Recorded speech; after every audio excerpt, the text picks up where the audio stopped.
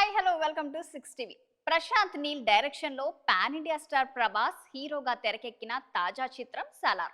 ఈ cinema December 22వ తేదీన విడుదలవుతున్న నేపథ్యంలో ప్రభాస్ ఫ్యాన్స్ గడిచిన 4 రోజులుగా ఇదే ఫీవర్ తో ఉన్నారు. ప్రశాంత్ నీల్ అయితే ప్రభాస్ ఫ్యాన్స్ కి ఉన్న హిట్ దాహాన్ని కరెక్ట్ గా తీర్చగలగడని నమ్మారు. ఆ నమ్మకానికి తగ్గట్టే సినిమా ఉందని టీజర్లు, థియేట్రికల్ ట్రైలర్లు ఉన్నాయి. కాబట్టి రిలీజ్ కి ముందే అడ్వాన్స్ గా సినిమా టికెట్లు బుక్ చేసుకున్నారు. సలార్ కన్నా ఒక రోజు ముందే విడుదలైంది షారుఖ్ నటించిన డంకీ. ఒక సౌత్ హీరో నార్త్ హీరోలతో పోటీ పడి మరి సినిమాను పాన్ ఇండియా స్థాయిలో విడుదల చేయడం అంటే మామూలు విషయం కాదు. అందుకు డంకీ టీం ముందుగానే జాగ్రత్త పడింది. నార్త్ లోని ఐనాక్స్, పీవీఆర్, మిరాజ్ థియేటర్లను బ్లాక్ చేసి పెట్టుకుంది.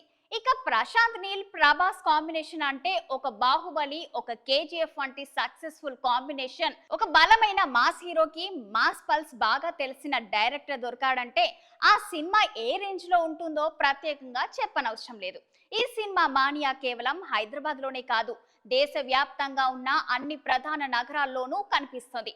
అయితే కొన్ని ప్రాంతాలలో థియేటర్లు దొరకకపోవడం కొంత నిరాశపరిచింది.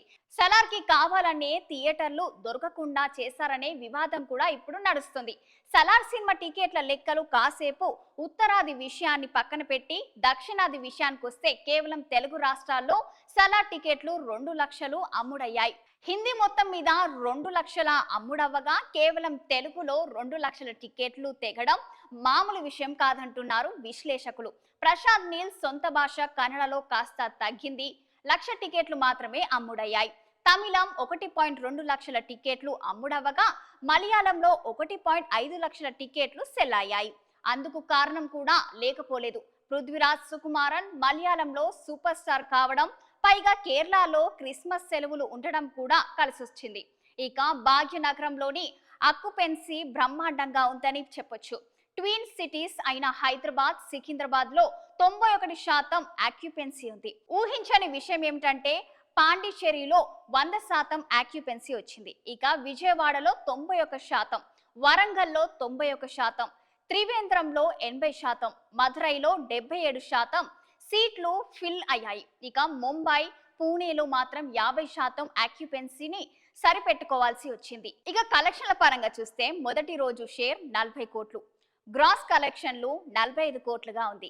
ఈ రాబడిలో ముఖ్య భూమిక దక్షిణాది రాష్ట్రాలదే ఎక్కువ. నగరాల పరంగా చూస్తే హైదరాబాద్ లో 12 కోట్లు, బెంగళూరులో 8 కోట్లు, చెన్నైలో 3 కోట్లు వసూలు చేసుకున్నాడు ఈ బాహుబలి.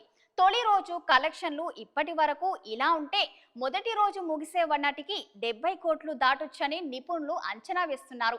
దీనికి తోడు ఓవర్సీస్ కలెక్షన్లు ఇంకా కలపలేదు సుమండి.